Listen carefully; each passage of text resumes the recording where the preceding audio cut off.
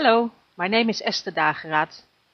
I'm a teacher in human interactions and a specialist in information people use to build their life upon. Let's talk about building sustainable societies. This is an introduction to the core basics of connectivity, applying natural relational energy dynamics consciously.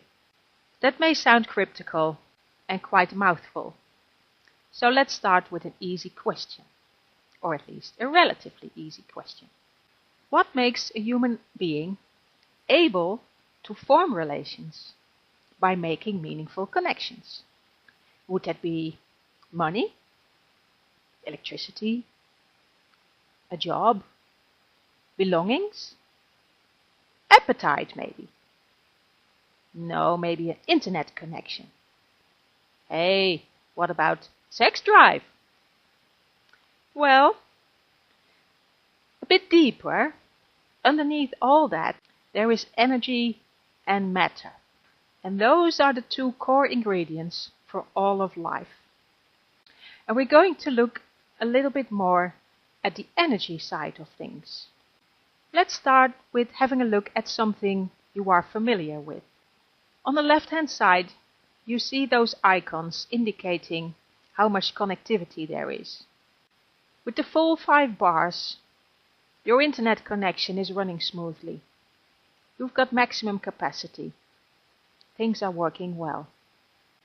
In the middle, with this 1 to 3 bars completed, you do have an internet connection, but it's a bit slow and there may be some problems along the way.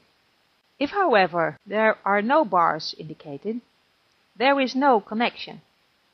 Nothing is working. You do not have access to the internet. You cannot obtain information from it. You cannot relate with people on the internet.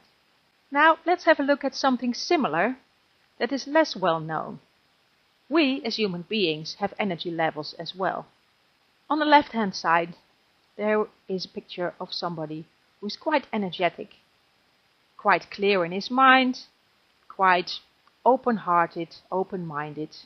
Right in the middle, there's somebody who's slacking a little bit, still doing fine. Here and there, little stumbling block to conquer, but not much really. On the right-hand side, however, there's somebody who's really tired, not focused, has no energy at all, and is not up for much, really. Let's look at this picture. Again, something you are familiar with, alongside something that's less well known. You know the sign for Wi-Fi, that there could be a signal being obtained on the left-hand side.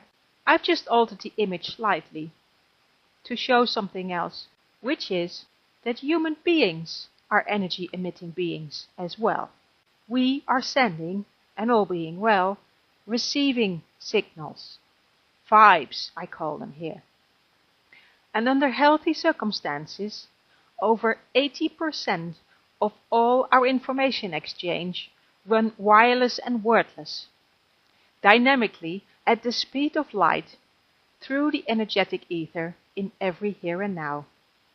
It's not difficult to imagine how the people above stand a better chance of working well together, connecting well together, exchanging good quality information at normal speed than the people below in this picture, who do not have equally as much connectivity going because of their energy levels being low.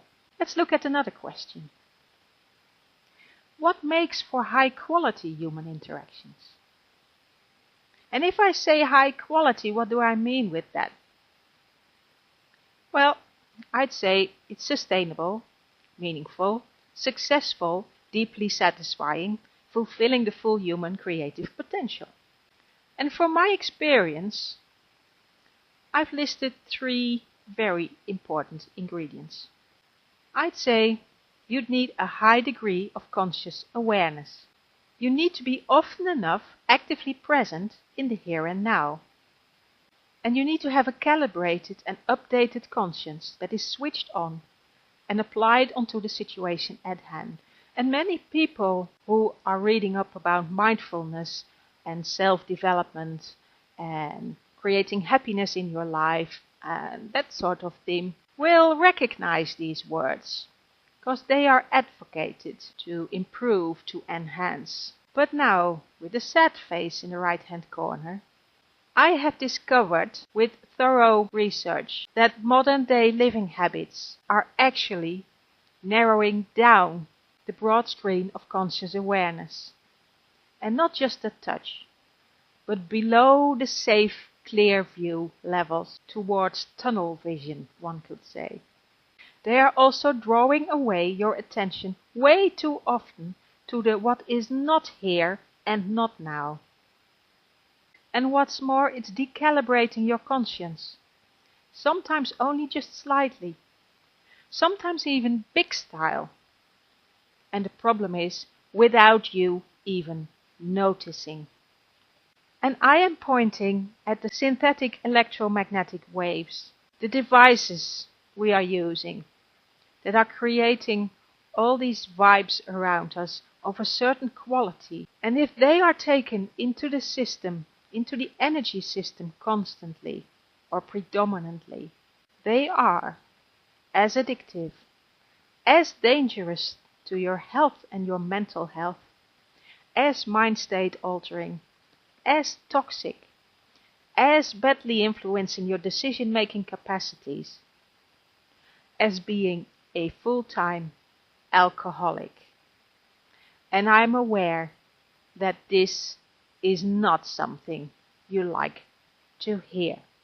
However, if I state that exposing yourself to this substance is creating similar issues as being a full-time alcoholic, then the conclusion is it's equally ruining your life and that of the people around you in the long run. Yeah. That this is hardly ever spoken of. That everybody exposes the self all the time to it and thinks nothing of it, is actually enjoying it, seeing it as amusement and relaxation and even important part of life, does not make it less likely to be true or less harmful. In my research over the last 6 years, 5 years, I have seen all the next things happen.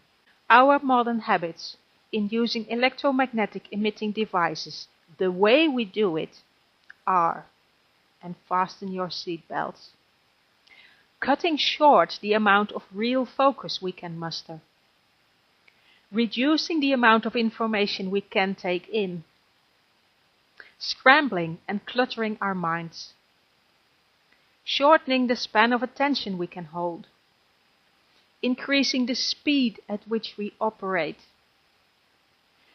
reducing in doing so the quality at which we operate. It's reducing the empathic receptiveness to important non-verbal clues in our environment. It's putting a wide range of natural biochemical processes under constant stress. It's debilitating the self-healing capacity of the whole system, individually as well as collectively. It's eroding all meaningful close relationships. It's thwarting and regressing natural human being social, mental, emotional and spiritual developments. And that is only a short list. I'm just naming a few eye-catching aspects. On the more cheerful side, I am also aware that if and when we first acknowledge it, then address it properly, then we can also solve this major problem, even though it is an issue of a global scale. And if I say address it, then like I said, having studied the matter at hand for 5 years, I have come across some pointers on how to solve it. So I do have some fairly easy pointers for that. And the good thing is, this is with ways that do not completely ban the devices we have grown to like to love even, and we have built our modern day lives around. The number one tip, and I'm like a parrot repeating itself constantly, is well summed up like this. Calibrate, calibrate, calibrate. Every 20 to 30 minutes. Be away from all devices. Give your system some time to clear the clutter, to get clear again, to calibrate to the here and now. It is important. It's not the be-all and end-all, don't get me wrong, but it's a good start. Anybody who starts to do it will be going upward. And there's something I've got to make painstakingly clear with the risk of being blunt and being very much disliked for it.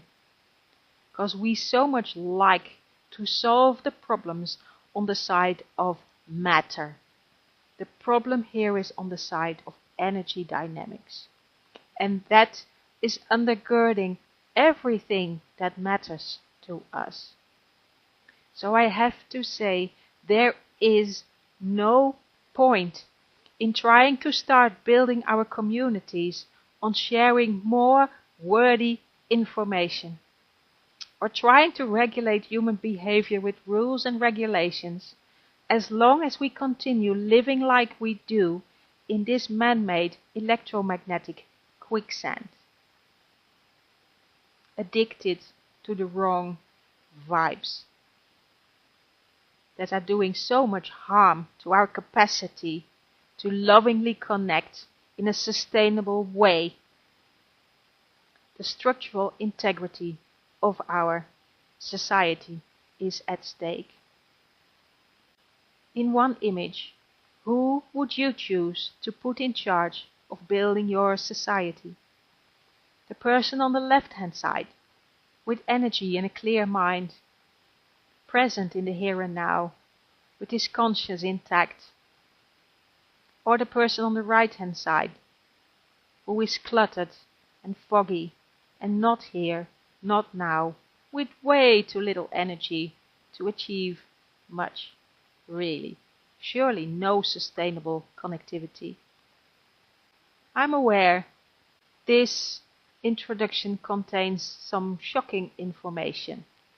Nevertheless, I think it's fundamental to look at it, not turn a blind eye to it. If you are interested in reading, seeing, looking into more in-depth information, everything I gathered in the last 5 years is gathered on this website, oneucompany.weebly.com. You can also email me, esther.dageraad@outlook.com. And I am available to assist communities who are actively willing to find, together, and implement the energetically sustainable ways of living and working together. I wish you joy. Thanks for listening.